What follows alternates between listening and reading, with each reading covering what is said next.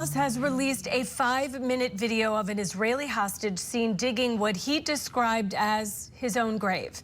The images showing the man emaciated and shirtless has sparked global outrage and increased calls for the hostage's release. Scripps News national correspondent Alex Miller live in New York now with the latest. And Alex, I mean, this horrific video was released over the weekend. What more do we know about it?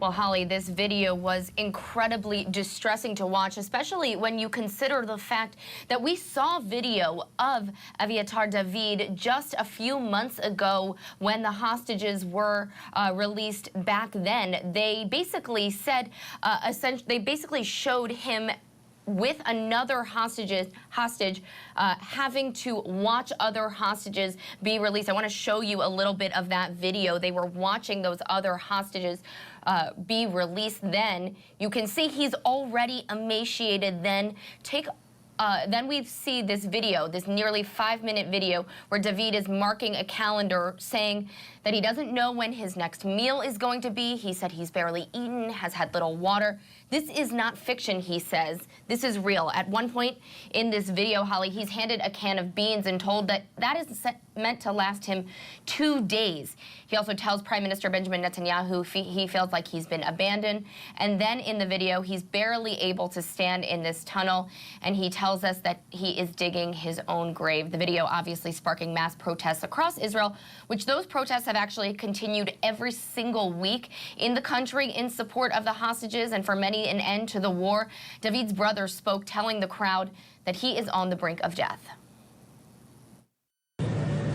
In their current unimaginable condition, they may have only days left to live.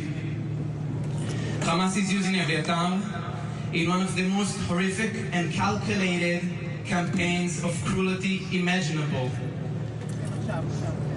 A live hunger experiment. They are starving him deliberately, systematically, using his agonizing suffering as a twisted tool for the depraved propaganda.